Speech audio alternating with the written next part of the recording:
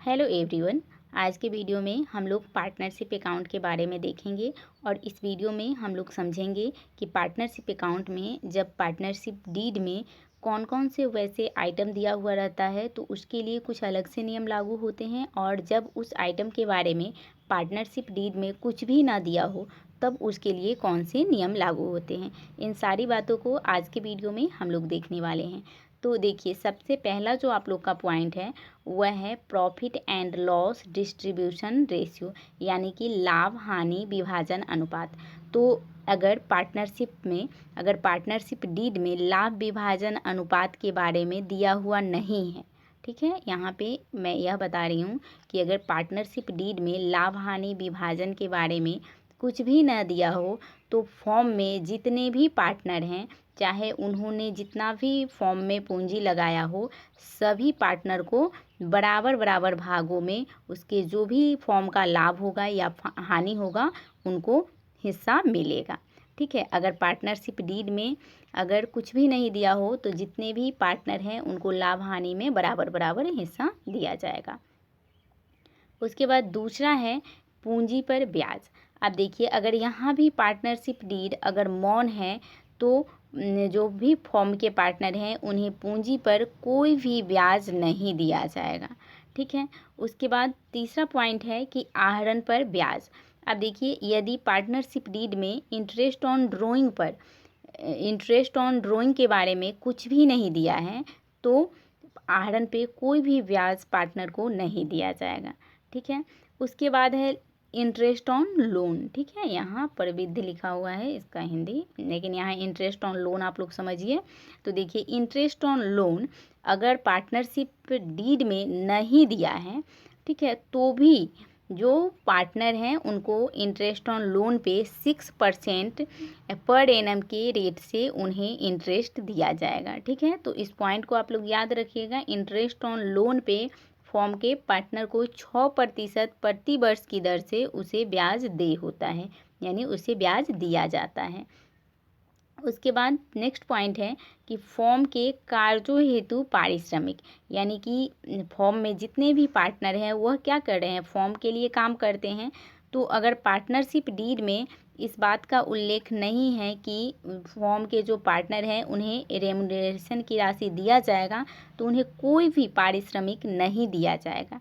ठीक है, वह कोई भी पारिश्रमिक पाने का अधिकारी नहीं होंगे।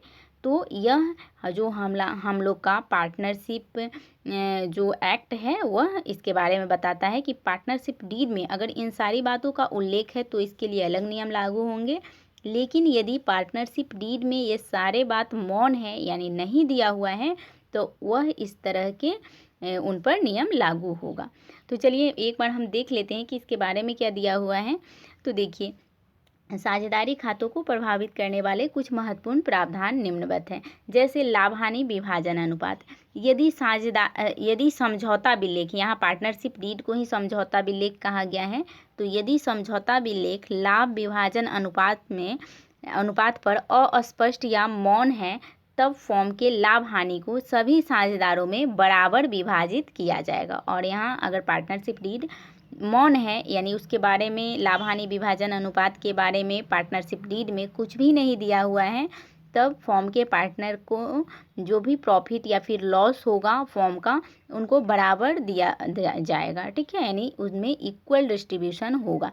चाहे अगर कोई पार्टनर ने 20,000 रुपया लगा रखा है, ठीक है, फॉर्म में पूंजी, और किसी ने अगर मान लीजिए कि 10,000 लगाया है तो भी इन पार्टनर को क्या मिलेगा, इक्वल, जो भी फॉर्म में प्रॉफिट या लॉस होगा उनमें इक्वल हिस्सा मिलेगा। जब पार्टनरशिप डीड में उल्लेख ना हो कि जिसने पूंजी अधिक लगाई है उसे अधिक हिस्सा मिलेगा और जिसने कम लगाई है उसे कम मिलेगा, अगर इस तरह का अभाव है पार्टनरशिप डीड में तो उन्हें इक्वल प्रॉफिट एंड लॉस में उनको हिस्सा मिलेगा। उसके बाद पूंजी पर ब्याज। अब देखिए, पूंजी पर ब्याज, तो फॉर्म में लगाई गई पूंजी राशि पर कोई भी साझेदार ब्याज पाने के लिए अधिकृत नहीं है। यानी कि अगर पार्टनरशिप डीड मौन है, ठीक है, तो कोई भी फॉर्म का पार्टनर पूंजी की राशि पर कोई भी ब्याज पाने का हकदार नहीं होगा। उसके बाद है आहरण पर ब्याज। यदि पार्टनरशिप डीड में इसके बारे में कोई उल्लेख नहीं है तो साझेदारों द्वारा निकाली गई आहरित राशि पर कोई भी ब्याज नहीं लिया जाएगा। ठीक है। उसके बाद है लोन, इंटरेस्ट ऑन लोन। ठीक है। तो यदि कोई साझेदार फर्म के व्यवसाय के उद्देश्य से मतलब कुछ राशि अपने साथ लाता है और इस राशि पर ब्याज पाने के लिए अधिकृत होगा। ठीक है। कि यानी पार्टनरशिप डीड, अगर इसमें पार्टनरशिप डीड में अगर इंटरेस्ट ऑन लोन के बारे में अगर मौन भी है पार्टनरशिप डीड, यानी पार्टनरशिप डीड में इंटरेस्ट ऑन लोन के बारे में नहीं भी कहा जाएगा, फिर भी अगर कोई पार्टनर फॉर्म के लिए कुछ राशि लाता है तो उसे 6% प्रति जो वर्ष होता है उसकी दर से उसे ब्याज दिया जाएगा। तो यहाँ से हर बार एग्जामिनेशन में क्वेश्चन आता है, तो आप लोग याद रखिएगा कि इंटरेस्ट ऑन लोन पे एक पार्टनर को 6% पर एनम के रेट से उसे इंटरेस्ट मिलेगा। उसके बाद है फॉर्म के कार्यों हेतु पारिश्रमिक। तो देखिए, कोई भी साझेदार फॉर्म के व्यवसाय चलाने के लिए किसी भी प्रकार का वेतन या पारिश्रमिक पाने का हकदार नहीं है जब तक कि इसके बारे में पार्टनरशिप डीड में कोई प्रावधान न दिया हो। यानी कि कोई भी पार्टनर फॉर्म के लिए काम कर रहा है तो वह उसके बदले पारिश्रमिक पाने का हकदार तब तक नहीं है जब तक कि उसे पार्टनरशिप डीड के बारे में उसमें नहीं दिया हुआ है। यदि पार्टनरशिप डीड में अगर दिया हुआ है कि फॉर्म के लिए जो भी पार्टनर काम करेंगे उन्हें फॉर्म कुछ पारिश्रमिक देगी, तब तो उन्हें पारिश्रमिक दिया जाएगा। लेकिन अगर साझेदारी संलेख में यानी कि पार्टनरशिप डीड में इस बात का उल्लेख नहीं है तो उन्हें कोई भी पारिश्रमिक की राशि नहीं दी जाएगी। ठीक है। उसके बाद भारतीय साझेदारी अधिनियम यह स्पष्टीकृत करता है कि साझेदारों के बीच समझौते में यह विषय महत्व रखते हैं। अब देखिए, यहाँ क्या कहा जा रहा है कि यदि एक साझेदार फॉर्म के किसी लेन देन से अपने लिए कोई लाभ प्राप्त करता है या फिर फॉर्म से संबंधित परिसंपत्ति व्यवसाय इस्तेमाल करता है या उसके फॉर्म के नाम का इस्तेमाल करता है तो वह फॉर्म के लिए किसी भी लाभ या भुगतान के लिए क्या होगा, उत्तरदायी होगा। अब देखिए, यहाँ कहा जा रहा है कि अगर मान लीजिए कि कोई एक पार्टनर है, ठीक है, और वह फॉर्म के कोई किसी तरह के लेन देन में अपने लिए कोई लाभ प्राप्त करता है, यानी कि उसे फॉर्म का अगर कोई इसी तरह का ट्रांजैक्शन हो रहा है और उससे उसे लाभ हो रहा है, या फिर वह फॉर्म के जो संपत्ति है उसका वह इस्तेमाल कर रहा है, या फिर फॉर्म का जो नाम है उसी का वह इस्तेमाल कर रहा है, तो फॉर्म के लिए जो भी उसका लाभ या हानि होगा वह भुगतान के लिए क्या होगा, उत्तरदायी होगा। उसके बाद है कि यदि एक साझेदार फॉर्म के व्यवसाय के समान ही किसी व्यवसाय को चलाता है तो वह फॉर्म से प्रतियोगिता करता है तो वह फॉर्म के लिए उत्तरदायी होगा, वह अपने व्यवसाय से प्राप्त लाभों को फॉर्म के लिए देय होगा। अब यहाँ कहा जा रहा है कि यदि कोई पार्टनर फॉर्म के व्यवसाय के समान ही किसी दूसरा व्यवसाय को चलाता है और वह फॉर्म से क्या कर रहा है, प्रतियोगिता करता है, यानी उसमें फॉर्म से जो वह दूसरा व्यवसाय चला रहा है कहीं ना कहीं उसका प्रतियोगिता फॉर्म से है, तो वह फॉर्म के लिए क्या होगा, वह पार्टनर जो होगा वो उत्तरदायी होगा और व्यवसाय से जो भी लाभ होगा उसे देना पड़ेगा फॉर्म को। ठीक है। और यह फॉर्म सभी पार्टनर में इक्वल डिस्ट्रीब्यूट करेगी। ठीक है, अगर पार्टनरशिप डीड में उल्लेख नहीं है तो। अब देखिए, यहाँ पे आप लोग का ऑब्जेक्टिव टाइप का यहाँ क्वेश्चन दिया हुआ है, तो हम लोग इसको भी देख लेते हैं। अब यह स्टेटमेंट फॉर्म में है। ठीक है, तो यहाँ से भी आप लोग का बहुत सारा कॉन्सेप्ट क्लियर होगा। तो देखिए, सबसे पहले यहाँ क्वेश्चन हम लोग पढ़ लेते हैं। तो देखिए, यहाँ बोला जा रहा है कि मोहन और सोहन एक फॉर्म के साझेदार हैं। यदि उनका साझेदारी बिल्लेख यानी पार्टनरशिप डीड मुक्त है, यानी कि पार्टनरशिप डीड क्या है, साइलेंट है, तो आप बताएं कि उनके दावे वैध हैं या अवैध हैं। ठीक है, तो देखिए, यहाँ पे प्रत्येक स्टेटमेंट को आप लोग को पढ़ना है अच्छे से और आप लोग को बताना है कि पार्टनरशिप डीड में अगर कुछ भी इसके बारे में नहीं दिया हुआ है तो क्या यह स्टेटमेंट सही है या गलत है। तो सबसे पहला स्टेटमेंट है कि मोहन एक सक्रिय साझेदार है, यानी कि मोहन कैसा पार्टनर है, एक एक्टिव पार्टनर है। वह प्रति वर्ष 10,000 रुपया का वेतन चाहता है और पार्टनरशिप डीड क्या है, साइलेंट है। तो क्या यह कथन वैध है या अवैध? तो देखिए, यह कथन बिल्कुल अवैध होगा, क्योंकि जब पार्टनरशिप डीड साइलेंट होता है तो कोई भी पार्टनर वह सैलरी का दावा नहीं कर सकता है। ठीक है, तो यह क्या है, अवैध है। ठीक है, अवैध है। उसके बाद श्याम ने फॉर्म को एक प्रविध ऋण दिया, यानी कि लोन दिया है। श्याम जो है वह फॉर्म को लोन दिया है और वह प्रति वर्ष 10% की दर से ब्याज का दावा करता है। तो यह भी क्या होगा, अवैध होगा, क्योंकि उसे 10% की दर से ब्याज नहीं मिलेगा, उसे 6% की दर से ब्याज मिलेगा। ठीक है, तो यह भी कथन कैसा है, अवैध है।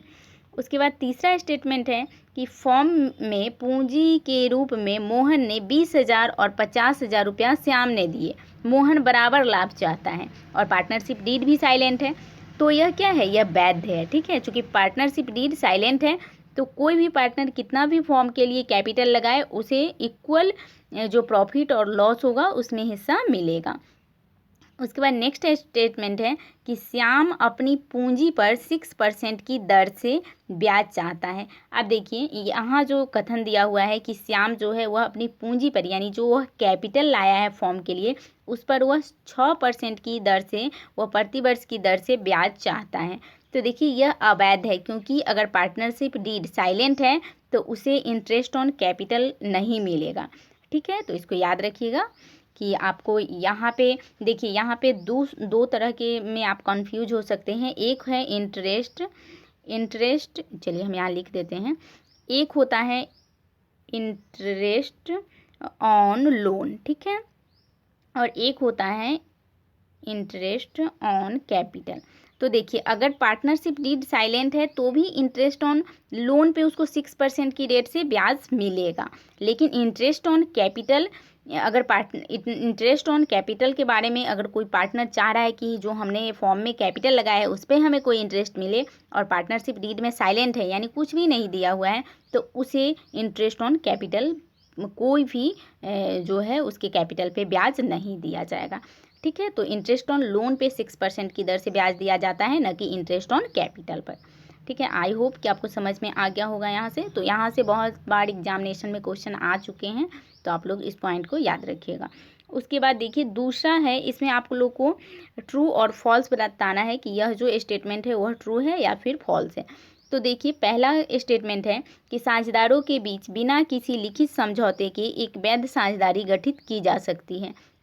तो मैंने बताया था कि पार्टनरशिप डीड जो होता है वह रिटन भी हो सकता है और ओरल फॉर्म में भी हो सकता है, और यह दोनों फॉर्म, यानी कि पार्टनरशिप डीड अगर लिखित है तो भी वह वैध माना जाएगा और यदि वह मौखिक है तो भी वह वैध माना जाएगा, और पार्टनरशिप भी क्या माना जाएगा, वैध माना जाएगा।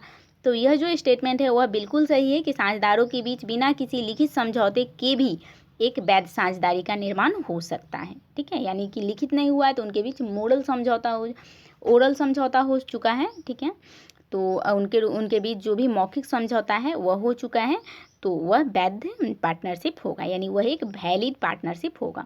उसके बाद दूसरा स्टेटमेंट है कि प्रत्येक साझेदार व्यवसाय को प्रमुख रूप से चलाने के साथ साथ दूसरे साझेदार के लिए अभिकर्ता का काम करता है। तो यह भी सही है कि फॉर्म के जो भी पार्टनर हैं तो वह फॉर्म को चलाने के लिए वह दूसरे पार्टनर के बदले एक एजेंट के रूप में काम कर सकते हैं, तो यह भी क्या है, सही है। उसके बाद कहा जा रहा है कि एक बैंकिंग फॉर्म में अधिकतम साझेदारों की संख्या 20 तक हो सकती है, तो यह तो बिल्कुल आसान क्वेश्चन है, तो यह भी सही है कि एक बैंकिंग फॉर्म में अधिकतम जो पार्टनर होते हैं यानी मैक्सिमम पार्टनर का संख्या कितना होता है, 20 होता है। उसके बाद है कि साझेदार के बीच विवाद के समाधान की प्रविधि साझेदारी विलेख का भाग नहीं होता है। तो देखिए जब पार्टनरशिप डीड होता है तो उसमें इस बात का भी उल्लेख रहता है कि पार्टनर के बीच अगर कभी किसी तरह का डिस्प्यूट हो जाए तो उसका समाधान पार्टनरशिप डीड में दिया होगा। ठीक है, कि कैसे किया जा सकता है। ठीक है, तो वह इसका भाग है, तो इसलिए स्टेटमेंट क्या हो जाएगा, रॉन्ग हो जाएगा। ठीक है, उसके बाद कहा जा रहा है कि यदि विलेख मौन है यानी पार्टनरशिप डीड हमारा साइलेंट है तो साझेदार द्वारा आहरित राशि पर ब्याज का अनुपात 6% प्रति वर्ष की दर से दे होगा। तो देखिए यह स्टेटमेंट जो है ना वह क्या है, रॉन्ग है, क्योंकि इंटरेस्ट ऑन लोन जो इंटरेस्ट ऑन ड्रॉइंग है उस पर कोई भी ब्याज नहीं दिया जाता है। ठीक है, इंटरेस्ट ऑन ड्रॉइंग पर कोई भी ब्याज नहीं मिलता है, तो यह स्टेटमेंट क्या है, रॉन्ग है। उसके बाद कहा जा रहा है कि यदि विलेख ब्याज दर के बारे में मौन है, यानी यहाँ कहा जा रहा है कि अगर पार्टनरशिप डीड और इंटरेस्ट रेट के बारे में मौन है। तो फर्म के साझेदार के ऋण पर जो है वह 12% की दर से प्रतिवर्ष की दर से ब्याज दे होगा। तो यह भी स्टेटमेंट क्या है, रॉन्ग है। 12% नहीं 6% की रेट से ब्याज जो है उसको दे होगा उसके लोन पर।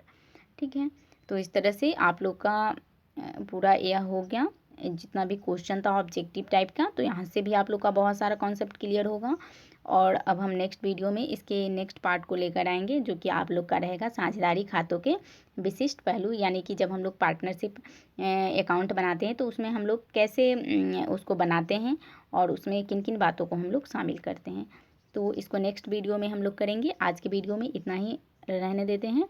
अगर आप लोग को वीडियो अच्छा लग रहा है तो आप लोग इसे लाइक करें, चैनल को सब्सक्राइब करें और वीडियो को शेयर करें।